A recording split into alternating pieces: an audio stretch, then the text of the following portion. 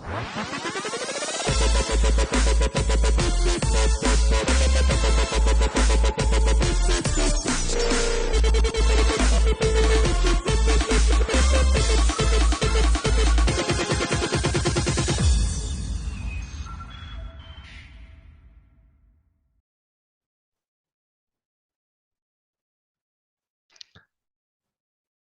think they have a QB controversy in New England, Tony?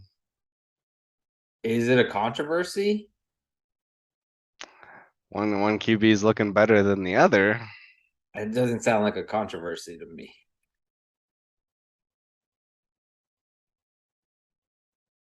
I don't know, man. I don't know. I'm trying to think. Who was it? Tom Brady replaced? It was Drew Bledsoe. Bledsoe. Yes. Yep. Sensing a little bit of that. Bill Belichick's like, this guy might be the better man for the job. Anyways, Bailey welcome Zappe. to the post-game show. Shout out to Bailey Zappe. Who's hey, it's winning games for the Pats. Credit to him. Tony, how you doing? Welcome to Doing the well. post-game. A little late post-game. Doing one on Monday instead. We wanted to let Tony watch his Cowboys game. How'd that work out for you? Disappointing. Disappointing, man. Very disappointing. I think the Cooper Rush questions got answered pretty Yeah, I'll tell you one place there isn't a QB controversy. It's in Dallas. I think we know who Yeah. moves the needle there. Another Yeah. place I'm gonna say they don't have a QB controversy. Miami. Pretty Yeah. safe. That's fair. Fair to say as well. Kind of honestly, like Tua is not the problem. Tua moves the needle for that team. So gonna be interesting when he does come back, facing off against Brian Flores and the Steelers next week. Looking like he's gonna be back. And yeah, sorry, Nick. Told you the Vikings were gonna win that game, and that's exactly what they did. Although Miami tried to make a show out of it. Jalen Waddle, hold on to that ball. Man, that game was a lot closer than that score indicated. Once that happened, the Vikings, Dalvin Cook broke out, scored that back-breaking touchdown. Just took care of business. I would hate being a Vikings fan. I'm gonna be honest. Like you never know what you're gonna get out of them week to week. It has to be infuriating. Hey, Vikings 5-1. Are they good?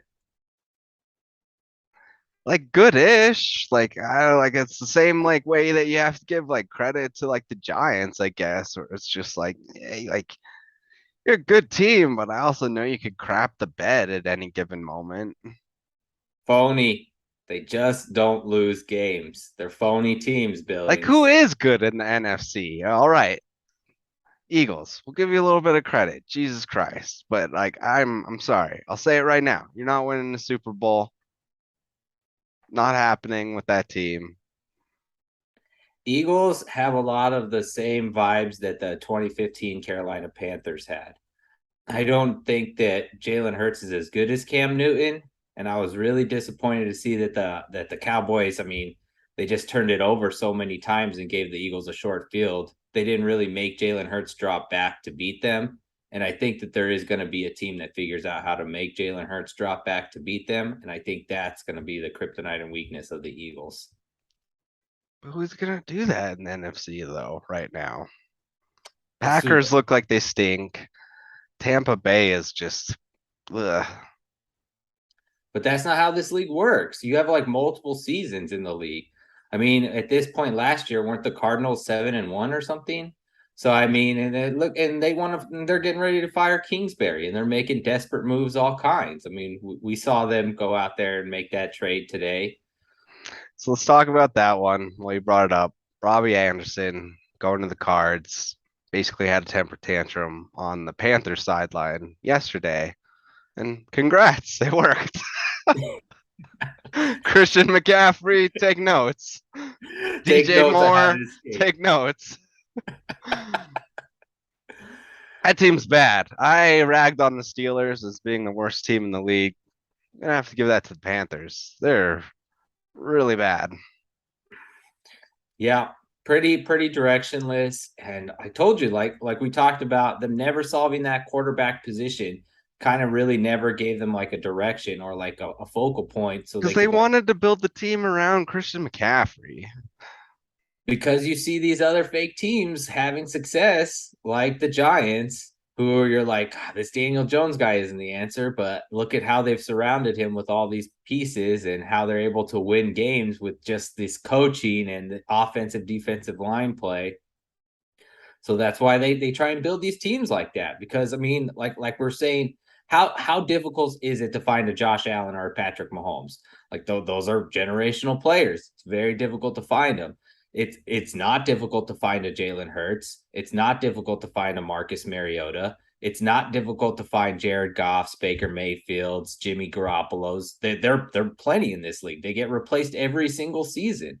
So that's why these teams are trying to build that strategy, and they're just like, oh well, I'm not going to get a Josh Allen, but maybe I can get a game manager like Teddy Bridgewater over here, and we can win enough games, and I can keep my job. I mean, that's just Hey, how it I works. I realize that as much as everybody shits on Russell Wilson and me included, that he's a robot and a hack and whatnot, like he's still one of the better options in the league in comparison to some of these other guys. Like at one time I talked about Baker Mayfield being on the Broncos, and thank God dodged that bullet. Like Russell Wilson is an elite option in the league, so it is still early. They still have time to surround him and build an offense around him. Speaking of surrounding someone, building an offense around them, fucking Geno Smith, man. What? Oh, like they're everything that people wanted out of like Baker Mayfield and some of these other QBs, like they're getting out of Geno Smith of all people. It's Geno frustrating to watch. he that guy, he's just been an unexpected surprise, crushing it from the pocket. His improvement isn't something that anyone predicted. I think that even the Seahawks didn't predict it. That's why they had Drew Lock in that trade, and they're just like rolling with it. They're like, Oh, okay, well, this guy keeps crushing it. I mean, God, he made some throws against the Cardinals yesterday where I'm like, Geno Smith's good, man. He's a legit quarterback. Like I'm watching him play. Like this guy knows how to play. He's it's good. it's wild. Like not even Russell Wilson was able to kill like the Drew Lock talk. Like people still were just like thirsty and like, oh, this guy has a better ceiling, blah blah blah. It was Geno Smith. Geno Smith finally killed the Drew Lock talk. Never would have thought it, but hey, congrats Geno and the Seahawks, I guess. You're doing all right. The league though, league looking just across the board pretty mediocre, except for like Yeah. 3 or 4 teams. Yep. A lot of parity in the league right now.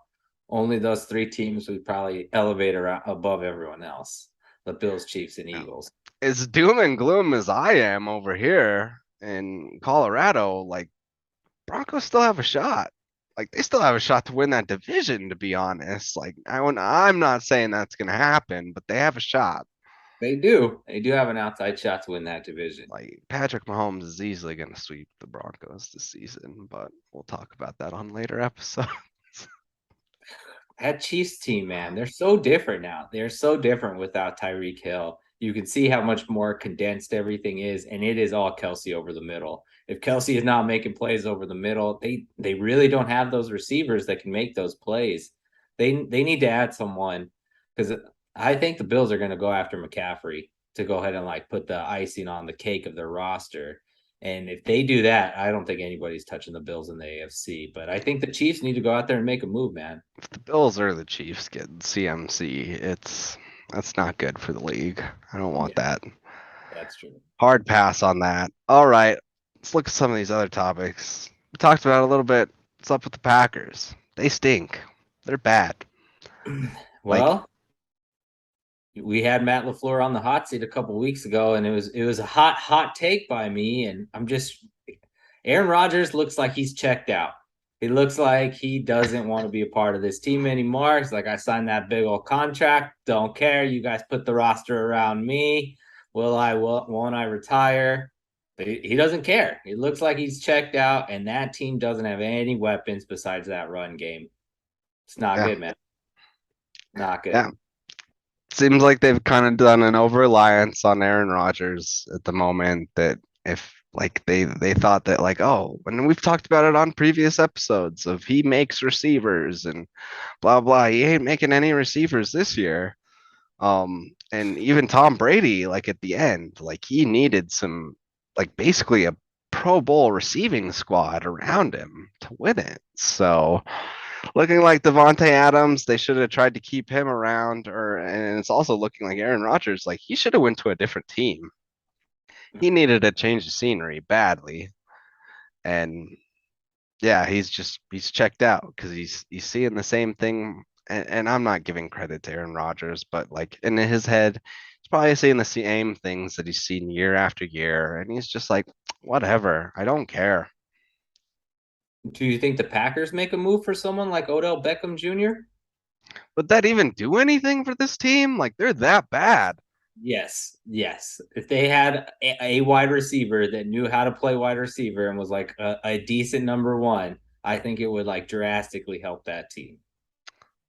I don't know, man. I don't know. Like to me, like they look abysmal. Well, I mean, like I told you, like when I was watching with the Chiefs and how like they just moved everything to Kelsey in the intermediate. Like the Packers didn't have a replacement for Devontae Adams. They didn't have like another weapon they could just focus their offense on, and it's just the run game. And Aaron Rodgers, he doesn't want to play like that.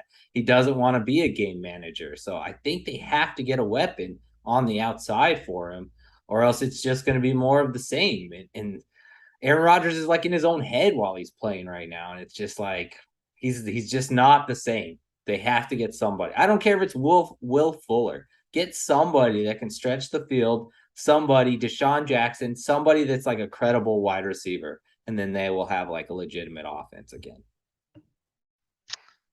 I don't know. Like I think like yeah, that would win them games, but that's not going to win them any playoff games, and certainly not going to get them to an NFC championship or a Super Bowl. So like I think Packers are pretty much in terms of this season like bury them. Wow, wow, he wants to bury the Packers this soon, man. They That's don't a look good. They don't look good. you They don't. lost the New York teams 2 weeks in a row. Like that's embarrassing. That Can't be is. doing that. I agree. So yeah, so who would you say is the MVP leader in the league right now? Got to be Josh Allen, man. Got to be Josh Allen. Guy's just on another plane. That Buffalo offense.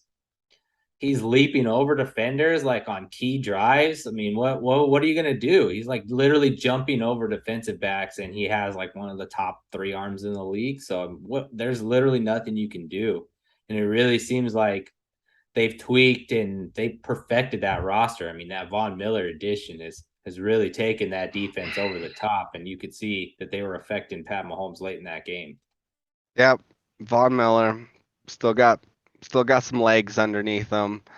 Yep, Although, like, I understand what the Broncos did. Like, they couldn't have paid that money to him, and honestly, like, they needed to turn the page in that locker room and just culturally in a lot of ways. So I understand why they didn't keep Von Miller. I'm happy with the success that he had out in LA and happy with the success he's having out with the Bills. Like, he deserves it. Um, and then he's pretty well solidified that he's a Hall of Famer moving forward. Lingering with the Broncos, like honestly, like that hurt his career, lingering with the Broncos for as long as he did. So good for him. See a second life. But yeah, Bills, they're gonna probably well, they are gonna be the number one on my power rankings this week. And Josh Allen, same. He's the MVP leader right now. Next I would give it to Patrick Mahomes. So sorry, Jalen Hurts fans, but he is. He's game managing right now. that team, man. I told you, and that whole defense, lots of like 2015 Panthers vibes. And I mean, that took them all the way to the Super Bowl. So maybe they can do the same thing. They have like a lot of playmakers, and they do have an easy schedule, as everyone in the world has seen and stated and tried to predict when they're going to have their first loss. I don't think they're gonna even get to the Super Bowl, much less win it. But hey, if this is the year to do it, it's a weak NFC in my eyes. So like this is the year to take advantage of that, and Eagles have a chance. So good luck to them. Don't see it Man, happening though.